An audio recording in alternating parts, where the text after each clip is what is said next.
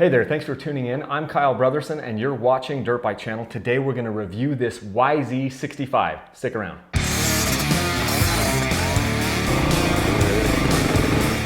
Rocks and roots and trees.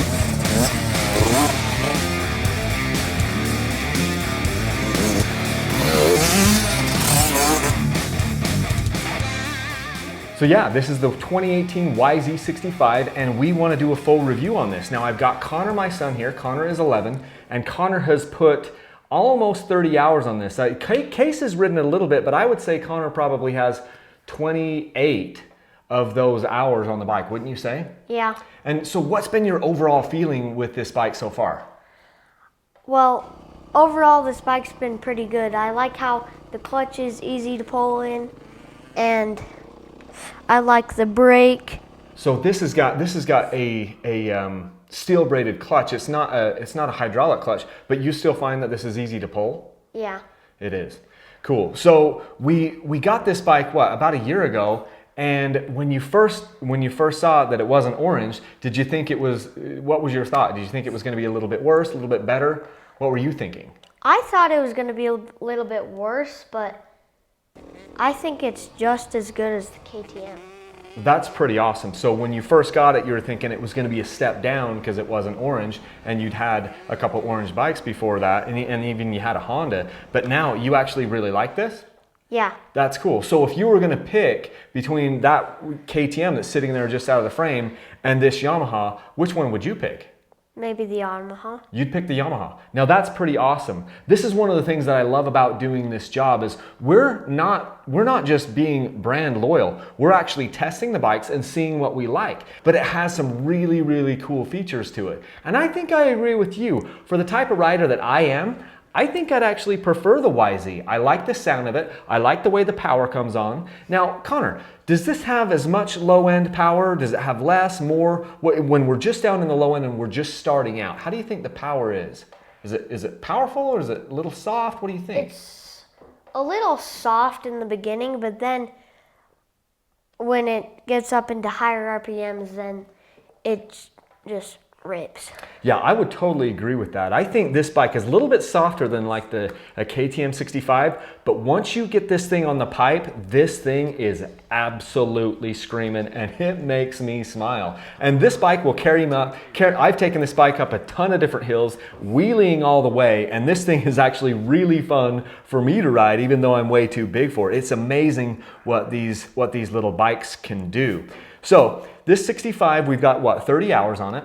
And the thing that's been the most fun is I watched my son, who was he was excited about the bike when we got it, but he was kind of tempering his expectations because I think he thought it was going to be a letdown. And while the bike does weigh a little bit more than the KTM, we found out this is not a letdown bike. This thing rips. Now, we're not a big family into racing. We do trail riding with this bike. And you have to obviously pay attention to the clutch. Now, Konnor, in the situations that we've taken it, did you feel like the clutch did okay and you felt like you were able to get through tricky obstacles, or has it been kind of hard to ride, harder than other bikes, or has it just been about the same? It's been about the same. It's been a little bit more difficult in like the low RPMs. What about starting it? Do you have any problem starting it? No, I think this is easier to start than KTM. Yeah, I do think so. This bike seems to start just a little bit snappier than the KTM that we've got, and so it's really great. Right now, we've got Electron installed on the bike. We probably installed the Electron on the bike at, I don't know, like maybe 5 to 10 hours ago. And so we had the stock carburetor on the bike and we leaned it out and it ran fine, but then we started to do some higher elevation stuff and some really hot temperature stuff, so we had a really high density altitude in the air, and we just found that it was easier to then put the Electron on this bike and go with it. And one thing I will say is this bike was easier to install the Electron on than like the KTM. As far as just working on the bike, it's a little different to work on, but I would say that this bike is just as easy, if not a little easier as a dad to work on than the KTM, because there's a little bit more room in here. You know, the bike does sit up about 1 inch taller than like a KTM, and it's a little wider.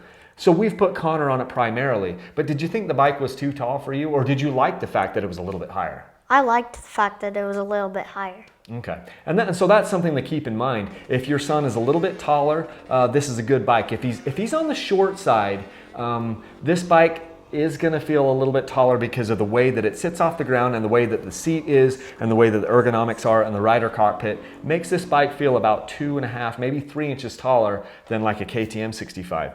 But ultimately, it's really good.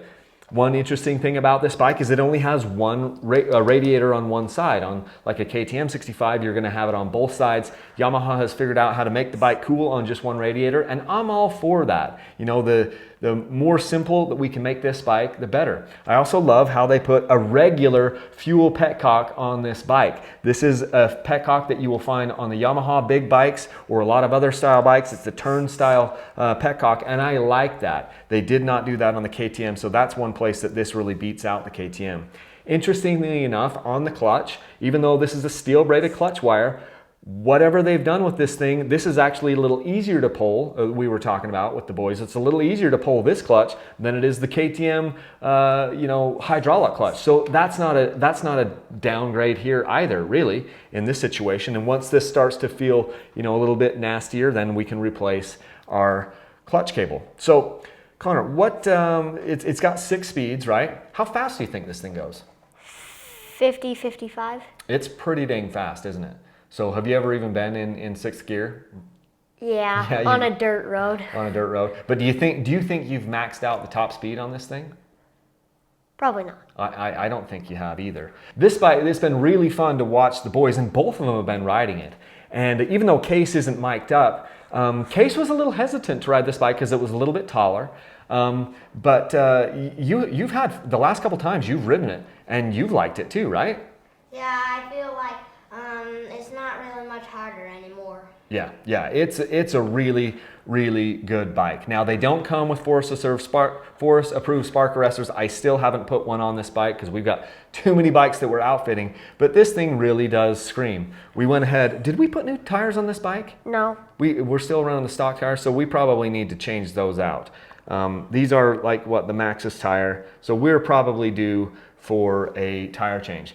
The fuel tank on this thing, I didn't look up what the fuel capacity is on it, but I kind of feel like in some cases, we've run out of energy before we run out of gas. I know I said that on the KTM one, but it is true. It would be nice if Dad was carrying 2-stroke gas in his bike so that you could give them a little bit of extra fuel. But it's pretty interesting how far these things can go, especially now that we've got the Electron installed.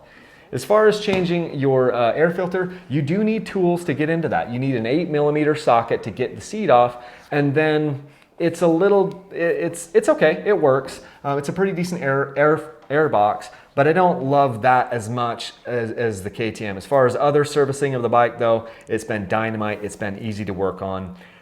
Again, I wish I could get a skid plate for this bike. I wish I could get a kickstand for this bike because it's kind of annoying to be out there on the trail rides and not have that stuff. As far as brakes go, they've got Nissan brakes front and rear on this bike. That's the same thing that Yamaha does on their big bikes, and we haven't had any problem with them. Have you ever had any problem with the brakes, like not being able to brake well enough or anything? No, they've worked really well. They've worked well. What do you think the most challenging thing? Before I get to that, you can actually move your handlebars forward and the triple clamps on this bike. I really, really like that. So you can kind of customize it. But Konnor, what do you think that has been the most challenging thing about this bike? We've talked a lot about how much you like it, but what's something that maybe you don't like as much? I feel like it doesn't get as much traction as the KTM. Why? Can you try to explain that a little bit? And that could be tires. Maybe it's just that the KTM right now has better tires, but do you think there's something else going there? Maybe the low end torque on that. Yeah, So one of the reasons why this bike might feel a little bit less tractable to him is just that the power curve ramps up so steeply that you don't have a lot of power, and then all of a sudden you're really into the power and really on the pipe, and it may spin the wheel like that. But ultimately, that might just be a tire thing, because I do think the KTM has a little bit better tires on it right now. But yeah, we have really liked this bike. I've been really, really happy with it. Me as a dad, if I was going between a Yamaha or a KTM in this size, I'd be shopping on price. And I would not be hesitant at all to get this bike. Yes, you'll roll in and see, or I'll roll in the weights. This bike is a little bit heavier than the Kato, but it doesn't feel heavier when you're riding it. Have you guys noticed that this bike feels any heavier or the other bike feels any lighter when you're riding it? No. I honestly feel like that bike's lighter. Interesting. So Case thinks that the YZ feels a little bit lighter, and that might be how we've got handlebars and everything set up. So just because it's a few pounds heavier doesn't mean that you should overlook it. If I was doing it all over again and I only had to buy one bike, I might just get this one, you know, just because the YZ has been really good for us. So in conclusion, this has been a really great bike for us. I've been very happy with it as a dad. I've been glad to see the boys ride it and enjoy it and love it. Do you have any parting thoughts, any closing thoughts about the bike, Konnor, that you want to tell everybody? Would you buy it? Would you recommend it? Yeah. Why? I would. Because isn't it cheaper a little bit? And it's right around the same price. It might be slightly cheaper, but it's not a lot cheaper. It might be a couple $100. I can't even remember. But what other things? I like the clutch, but that's gonna get worse. It might get worse, but the bike sounds awesome. It sounds awesome. I like the sound. It pulls hard, it rips, and just for me, the riding style that I have right now, this one kind of makes me smile a little bit more than the KTM, so I would wholeheartedly recommend it if you're out there, especially if you want to try something different. Don't shy away from it because Yamaha knows how to make a pretty good bike. So anyway, if you like these videos, please remember to share, subscribe, follow us on Facebook, follow us on Instagram. If you want to support me and my family, this is as crazy as it sounds, this is how we're supporting our family. You can do that by going to dirtbikechannel.com. Sometimes I have gear and swag there that you can buy and maybe get entered to win a dirt bike, which is a pretty cool thing. I have links with Amazon, and you can also support us on Patreon. So that's what we've got for you guys. Remember, wherever you go, leave a single track. Thanks.